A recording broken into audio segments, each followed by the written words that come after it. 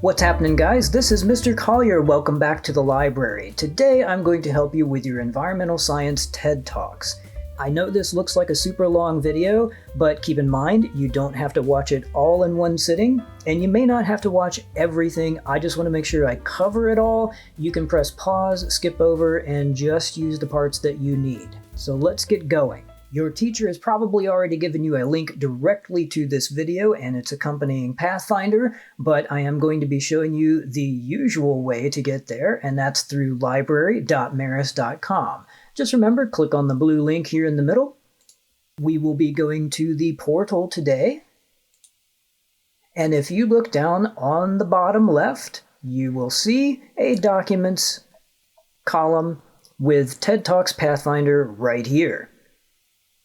By the way, if you want to use any of the other databases here, you are certainly welcome to. You might need a password to get into them that is not on this Pathfinder. If you need that, scroll further down and look down here at the bottom, and you'll see off-campus logins and passwords, and that will help you get into the rest of the databases here. So I'm going to open up the TED Talks Pathfinder, and I want to start by saying that you can use this as either a good way to find a topic if you don't already have one in mind, or to work towards more specific information about a topic that you do have in mind. I'm going to start by looking for topics. A very good place is the EPA. They actually have an environmental topics webpage. Now, the EPA site has a very basic start to it that starts with air and works its way alphabetically down through water.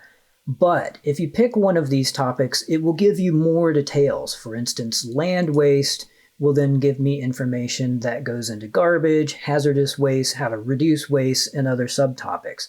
Then I can come and look at these, and if I see one that I'm interested in, I can click that and get even further information. Now, not every link is going to look exactly like this one, and this will not always be the end of your research, although it's an excellent place to start. As you can see on this page where we've ended up, there's quite a bit of information, but it's mainly just highlights. If I scroll up a little bit further, though, there are these little tabs, so remember to look for those, and they give me more information about what it is, how to build capacity for working with it, what we're doing on a multinational level, and then even links out to other websites and even people who are professionals in the field. Feel free to contact them if you like. If you can get responses directly from them, that is certainly a valid source. Another excellent place to start will be Gale eBooks. Now, I'm sure you're all familiar with Gale eBooks, but what I'm going to suggest to you today is to start with a browse if you don't know what your topic is already. Scroll down a little bit, and on the left-hand side, you'll see Environment. Click on that, and this will bring up all of our environment books. If you see one that looks interesting, such as the Environmental Encyclopedia here, click it, and this will take you to its table of contents. Now, be aware, the first thing that you find is the table of contents for the first volume. You'll see that this goes from A all the way down to K. If I want the other half, I have to choose the second volume, and that'll take me from L to Z. So you can see here, L down through Z. So if I have something like sulfur dioxide, it'll be under S. If I want to do something like air pollution, it'll be in that first volume under A for air. And then if I scroll down a little bit, I actually see the entry for air pollution right here. And then here is my air pollution article. And you can see that it tells me all about what is air pollution. It's not super specific, but each of these little links here will take me to other articles about specific things in the air pollution topic area.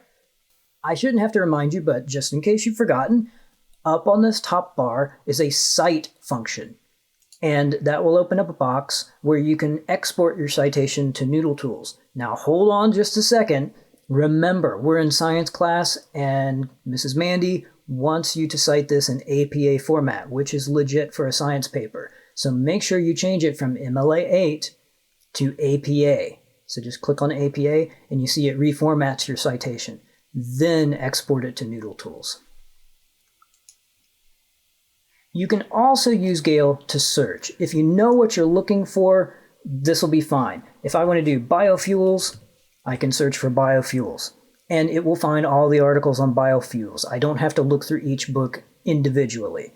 And here I've got biofuels and hunger. There's a connection I might not have made just on my own, and that might be an interesting topic for a paper. Further down, I've got biofuel energy, bioenergy, biomass. You'll notice that there's a trend in different terms used to describe the same thing. So keep that in mind as you're researching. If you get more specific and you're not finding exactly what you're after, remember to use these other terms. Now, I'm not going to go through every article here. What we're going to do is head on back to our Pathfinder and look at the next step. But let me give you one tip. As you're searching, if you've got a research question in mind, something specific, don't type in the whole sentence. Just type in the key words. So for instance, what types of algae are used for biofuels in Saudi Arabia?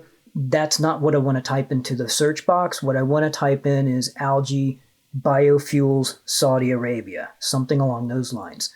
The advice is keep it simple. So moving further along, Gale also has a global issues database. Now, this will look very similar to ebooks, but trust me, it is different. It searches different things. If you still don't have your topic in mind and haven't found something in the EPA site or in the Gale ebook site, you can scroll down a little ways here, and they do have an environment section with nearly 90 different topics, and you can browse that, and if you see something interesting, you can then pick that and take a look at what's there. Perhaps that will help you settle on a topic. What you'll see first is just an overview. This is not everything about the topic. You want to scroll down further, and you will see all of the different items are organized in separate boxes. Gale likes to say, here's our featured content, which they think is what's most important, but it might not be what you're after. So be sure to look at the other things here.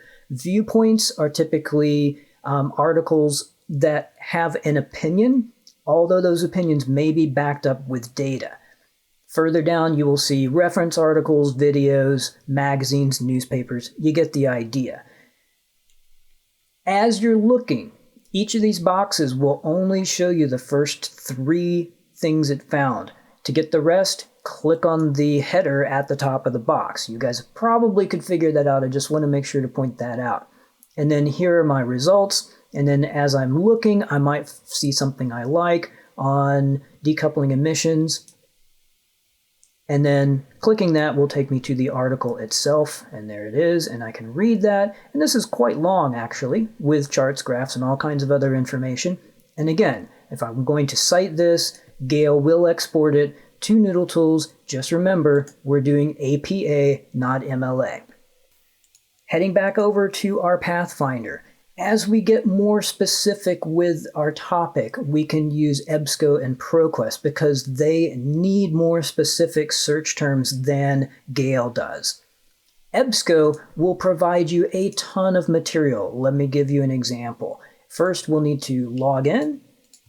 EBSCO is not something you can really browse, so you definitely have to search it. And if I stick with my biofuels, I want to be more specific. And I like the idea of using algae for biofuel. And actually, it will do like Google does and suggest searches for me. So as I'm typing in, it'll suggest biofuel algae or algae biofuels. Now, with just a basic search and no limiting, I've found over 5,000 articles that match what I'm after. That's an awful lot. I don't need all of those things, so I can use this left bar to limit what I've found. Obviously, I do want to limit to things that are available in the computer. EBSCO does this little thing where it will give you the citations for sometimes things that it does not actually give you access to. That's great if you're in a college research library and you have other places to look. For us, we don't have that right now, so make sure you limit to full text. And then from there, you can change other things like the publication dates. Perhaps I don't want anything from that far back. I can switch it up and bring this up to like the 2000s. And then I can even specify things of a particular publication type, like books. And by clicking that, I actually get books about my topic. I found 7 books that are just about producing biofuels, and either the entire book is about biofuels from algae, or there's a chapter about making algae into a biofuel. Basically, if you just click the PDF, it will open a reader, and you can read the entire book using the table of contents over here on the left, or just clicking from page to page on the arrows. If you're having trouble reading in this format, down here on the right is a little fit to page, and that will make it shrink so that you get the whole page and you don't have to keep scrolling up and down on your computer. If you put your computer in tablet mode, it will also expand to fill up the window vertically instead of horizontally, and that might help you. Keep in mind that you can email this stuff to yourself, you can download the pages, you can also send them to your Google Drive if you have logged in with your Google email address. Now I'm going to go back to my results list here just to point out a couple of other things. Over here on the left, I'm going to take out ebooks. Actually, they're still in there. I've just unchecked that. And I'm going to limit to magazines this time. And you'll see that I get a whole different bunch of search results, this time over 60, that are about engineering algae into biofuels. EBSCO does not export to Noodle Tools. I can get a citation over here on the right by clicking Cite. And then I can scroll down. It does give me an APA citation, but I will have to put this into Noodle Tools manually. So go in, open up a new citation source, and type these things into the boxes. And then the last thing I want to point out is that there is a difference between magazines, newspapers, and journals. And let me tell you about those differences really quickly. Newspapers are published daily, therefore they're going to be more current about a particular topic, but their editorial rigor is not quite as strict as something like a magazine or a journal because they have to publish quickly. A magazine, since they typically come out monthly, is going to have more time to do a longer article, have more time to edit the article and fact check things, but it's not going to be quite as up to date. Academic journals are a different animal altogether. They typically come out 4 times a year. Therefore, they have a lot of time for editing and review and corrections. They have an editorial board of typically 12 people who all give input into an article. The problem is that it's not going to be as up to date. So you won't see articles about something that just happened yesterday, but you will find articles that are hyper specific to a particular topic in a particular time period in a particular location. So keep that in mind and leverage that to find things that are going to best suit what you want for this project. Now, ProQuest is another good place to go when you know what specific topic you're after. ProQuest will be a little bit different from EBSCO. It does overlap some, but I think it's worth searching in here because I'm going to do my algae biofuel. And as I mentioned, like Google, it will make suggestions for me. And you'll see that I found over 3,000 results here. Again, I can limit to full text, I can limit to scholarly publications, newspapers, magazines, similarly to like I did with EBSCO, but there's a trick in here that I think is pretty neat. If I go to newspapers, or any of the options, I can also come down to publication title. And you'll see I can click more, and I can go through this list if I want something from a particular geographic location. Let's say Atlanta. I can look for the Atlanta Journal here and take that box and then apply it. And what it'll do is limit it to just the Atlanta paper. So what I find are articles that are specific to Atlanta in the Atlanta Journal. So I'm hyper-local for that. So if you choose a topic that's just about Atlanta or Georgia, that's a good way to focus in on local news. Now here, I've got my article. Keep in mind that ProQuest also will not export citations to Noodle Tools directly, so you have to click on Cite. You will get your information. Unfortunately, it's only in MLA 8th, so you will be best served if you type this information into the boxes in Noodle Tools, which will then convert that to APA for you. So that's all pretty easy stuff. I've also added a few internet websites that I think will be very, very helpful for you if you choose to do endangered species or an invasive species. If you're doing something endangered, you do need to be looking local. The Explorer is a good place to hone that in on something specific to the Georgia or Southeast area. And then the Georgia Biodiversity Portal is a tandem site that helps you get more information about the animal that you found. So in NatureServe Explorer, a couple of things that you need to do. This Ecosystems button, turn that off. Where it says location, what you want to do is filter by United States, and then look over here on the right for Georgia, and click that. From there, you can do further filtering by status, from most endangered on the left, all the way up to generally not endangered on the right. So if you want something that's just critically endangered, you can pick that first box, or you can pick the second box if you want a little bit of range. From there, you can go to classification. If you want to do just animals, just plants, or something like that, you can choose something from here. So I can click animals, and then I can further refine by insects or mammals or things like that. But I'm just going to leave it here and scroll down and see my results. They start with amphibians at the top. We work our way down through birds. We go further down into mammals, etc., etc. I've got right whale here. I'm just going to pick that because I'm interested in right whales. You'll see that they are critically endangered.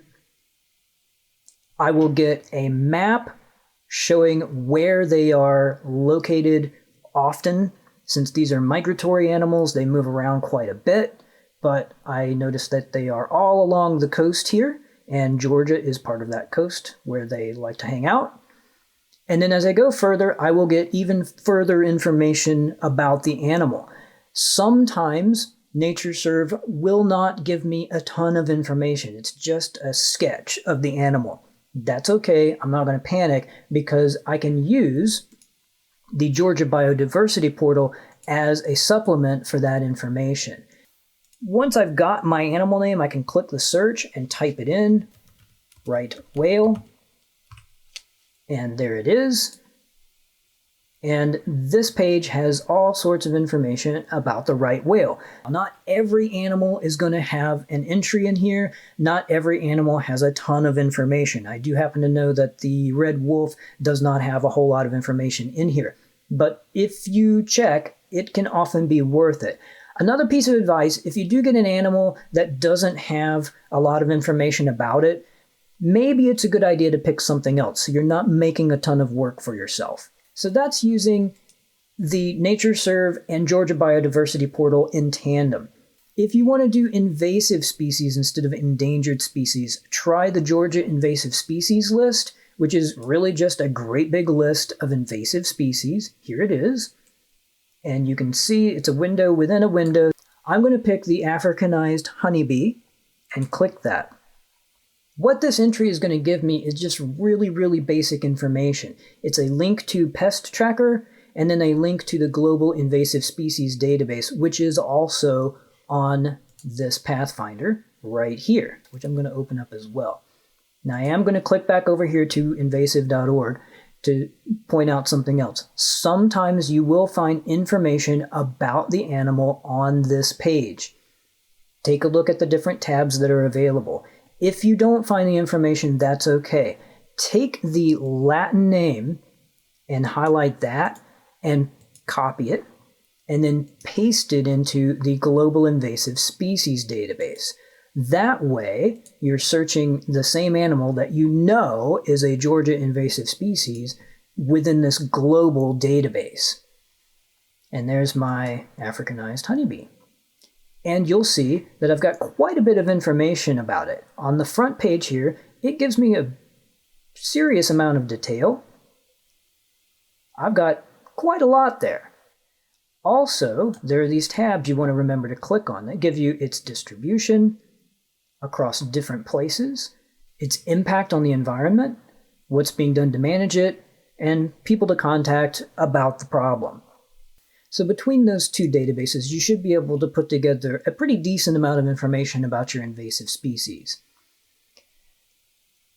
That's about all of the specific databases and websites I have to show you, but do keep in mind, if you're looking for environmental topics, they're going to be heavily politicized. So anything else out on the internet, take a serious look at it. Here is an evaluation checklist. Now, you don't have to do everything on here for every single source that you get, but keep it in mind. The basics are, don't just stop at one article. Look at the other articles they offer. Take a look at the things they're advertising, and usually you'll be able to tell if it's a fishy website, if they're trying to sell you something specific, or even if they're just outright lying to you. The last thing on this Pathfinder is just a reminder that Noodle Tools is the best way to do an APA Works Cited. There's a link right here to Noodle Tools. Once you log in, start a new project. From there, you want to choose APA format right from the start. Also, make sure you pick Advanced. That way you can put in all the information you need. When you are done and you need to do your Works Cited, don't just highlight, copy, paste, because it will end up formatted incorrectly. What you need to do is make sure you click on Print Export, drop that open, export it to a Google Doc, and then you can turn that in to Miss Mandy. So that's it for this. I'm available via email pretty much anytime, and I'll get back to you as soon as I can. Or you can try my Google Meet, and I'm typically on there during the day unless I have to go to a meeting somewhere else. So you guys do a good job on this. Keep your hands washed, and I will see you on the next project.